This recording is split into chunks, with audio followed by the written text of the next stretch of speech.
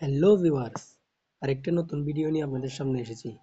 আজকের ভিডিওতে জানাবো মোবাইলের দুইটি হিডেন সেটিং সম্পর্কে, যা সম্পর্কে অনেকে হয়তো জানেন না।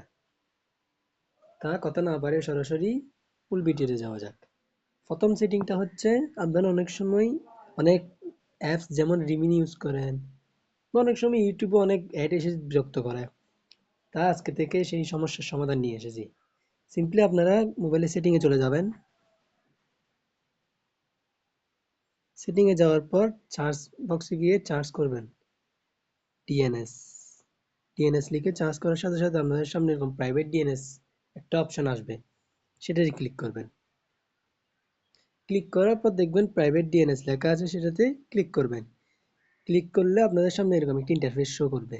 এখানে আপনাদের কিছু লেখা থাকবে না, সেখানে আপনারা লিখবেন dns.adguard.com। dns.adguard.com লেখার সাথে সাথে এখানে প্রাইভেট ডিএনএস প্রোভাইডার হোস্ট নেমটা অপশনটা ক্লিক করে সেভ করে দিবেন। তারপর আমাদের অ্যাড আসা বন্ধ হয়ে যাবে, তারপর থেকে আর অ্যাডের সমস্যা হবে না।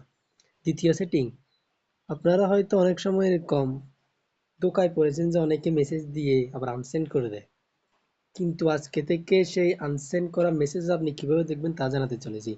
তার জন্য সরাসরি আপনারা আবার সেটিংয়ে চলে যাবেন।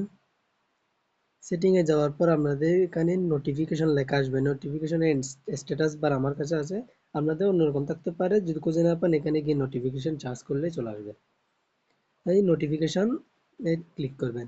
ক্লিক করার সাথে সাথে আপনাদের সামনে এরকম দেখাবে নোটিফিকেশন হিস্ট্রি। দেখেন নোটিফিকেশন হিস্ট্রি লেখা আছে, সেটাতে আপনারা ক্লিক করবেন।